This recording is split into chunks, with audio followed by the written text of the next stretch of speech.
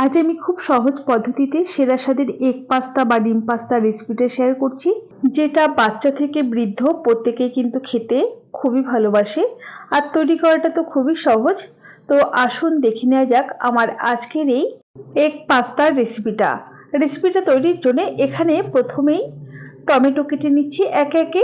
বেশ কিছু সবজি আমি এখানে কেটে নেব। অবশ্য আমি আজকে কাটছি না, আমার ছেলে আমাকে আজকে একটু হেল্প করে দিচ্ছে। ওর যেহেতু মাধ্যমিক পরীক্ষা হয়ে গেছে, এখন তো বাড়িতে বসেই আছে, পড়াশোনা নেই, সেই জন্য ও আমাকে একটু হেল্প করে দিচ্ছে। বলল, মা আমি তোমাকে এই সবজিগুলো কেটে দিয়ে দাও।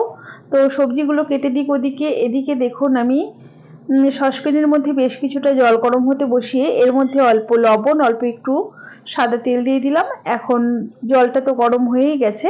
তো এর মধ্যে পরিমাণ মতো পাস্তা দিয়ে গ্যাসের ফ্লেমটা হাইতে রেখেই 3 থেকে 4 মিনিট সময় ধরে পাস্তাটাকে সেদ্ধ করে নেব। পাস্তা সেদ্ধ হতে কিন্তু খুব বেশি সময় লাগে না, মোটামুটি 3 থেকে 4 মিনিট আমি হাই ফ্লেমে ফুটিয়ে নিয়েছি। আর 80% মতো পাস্তা কিন্তু সেদ্ধ হয়ে গেছে। আমি পাস্তাটাকে নামিয়ে রাখলাম। এবারে গ্যাসে একটা কড়াই বসিয়ে দিয়ে দিলাম 2 চা চামচের মতো সাদা তেল।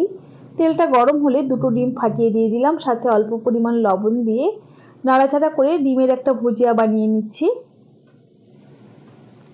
গ্যাসের ফ্লেমটা এই সময়তে হাইতেই রাখতে হবে। দেখুন খুব অল্প সময় ধরে কিন্তু আমি ডিমটাকে ভেজে নিলাম। বেশি সময় ভাজলে ডিমটা শক্ত হয়ে যাবে, খেতে ভালো লাগবে না। ডিমটাকে তুলে নিয়েছি, আরও একটু তেল গরম হতে বসিয়েছি। আর দেখুন সবজিগুলো দিকে কাটা হয়ে গেছে।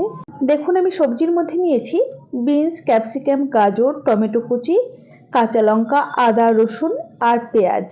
এগুলো ছাড়াও কিন্তু আপনারা নিজেদের পছন্দ মতো কিছু সবজি অ্যাড করতেই পারেন। তেল গরম হয়ে গেলে আদা আর রসুন কুচি দিয়ে একটু নাড়াচাড়া করে ভাজা ভাজা করে নিয়ে তারপর পেঁয়াজ কুচি, গাজর কুচি আর বিনস কুচিটা দিয়ে দিচ্ছি, কাঁচা লঙ্কাটাও দিয়ে দিচ্ছি। ক্যাপসিকাম আর টমেটোটা একটু পরে ব্যবহার করব, ওগুলো খুব তাড়াতাড়ি সেদ্ধ হয়ে যাবে। এগুলো যেহেতু একটু সময় লাগবে, তো এগুলোকে 2 থেকে 3 মিনিট সময় ধরে একটু নাড়াচাড়া করে ভাজা ভাজা করে নিচ্ছি। আপনি যদি আমার চ্যানেলের নতুন বন্ধু হয়ে থাকেন তাহলে অবশ্যই পাশে থাকা বেল আইকন সমেত চ্যানেলটিকে সাবস্ক্রাইব করে নেওয়ার অনুরোধ রইল। দেখুন একটু নাড়াচাড়া করে নিয়ে দিয়ে দিলাম স্বাদ মতো লবণ। লবণটা দিলে সবজিগুলো খুব তাড়াতাড়ি সেদ্ধ হয়ে যায়। তো সবজিগুলো একটু নরম হয়ে যাওয়ার পর আমি দিয়ে দিচ্ছি ক্যাপসিকাম আর টমেটো কুচি। টমেটোটা একটু বড় সাইজের নেবেন, আমি এখানে দুটো মাঝারি সাইজের টমেটোর ব্যবহার করেছি। একটু টমেটোর পরিমাণটা বেশি দিলে খেতে কিন্তু বেশি টেস্টি হয়। দেখুন সমস্ত কিছু বেশ সুন্দর সেদ্ধ হয়ে গেছে। এবারে আগে থেকে সেদ্ধ করে জল ঝরিয়ে রাখা পাস্তাটা দিয়ে নাড়াচাড়া করে নিচ্ছি। কেউ যদি ভাবেন একদমই সাদামাটা খাবেন, সেক্ষেত্রে কিন্তু এভাবে নাড়াচাড়া করে আপনারা খেতে পারেন। তবে আমি এর ভিতরে বেশ কিছু জিনিস অ্যাড করে দেব। দেখুন প্রথমেই দিয়ে দিচ্ছি ম্যাগি মশলা। 5 টাকা দামের যে ম্যাগি মশলাটা পাওয়া যায় সেটা আমি পুরোটাই এখানে দিয়ে দিলাম। সাথে দিয়ে দিচ্ছি অল্প পরিমাণে একটুখানি মিট মশলা। মিট মশলাটা দিলে কিন্তু টেস্টটা খুব ভালো হয়। অল্প পরিমাণে একটু চিনি, এতে করে টেস্টের ব্যালেন্সটা ঠিকঠাক থাকবে।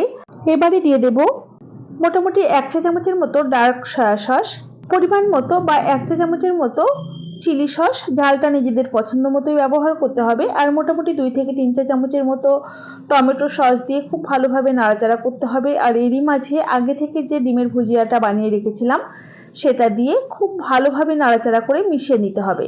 কিছুদিন আগেই আমি আমার চ্যানেলে চিকেন পাস্তার রেসিপিটা শেয়ার করেছিলাম। আপনারা যদি রেসিপিটা দেখে না থাকেন তাহলে আমি লিঙ্কটা ডেসক্রিপশন বক্সে দিয়ে দেবো, চাইলে ওখান থেকে দেখে নিতে পারেন। দেখুন মোটামুটি 2 থেকে 3 মিনিট সময় ধরে নাড়াচাড়া করে রান্না করে নিয়েছি। তৈরি হয়ে গেছে আমাদের দারুণ সুস্বাদু এগ পাস্তা।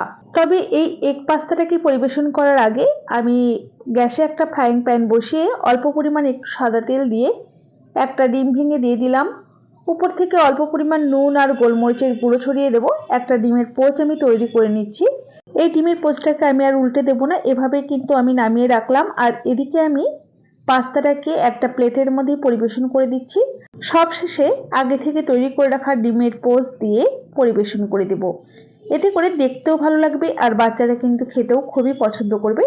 রেসিপি কেমন লেগেছে অবশ্যই কমেন্ট বক্সে কমেন্ট করে জানাবেন। ভালো লাগলে অবশ্যই একটি লাইক আর প্রচুর প্রচুর শেয়ার করবেন। তাহলে আজ এই পর্যন্তই। সকলে ভালো থাকবেন, সুস্থ থাকবেন। হাজির হয়ে যাব নতুন কোনো রেসিপি নিয়ে। ধন্যবাদ।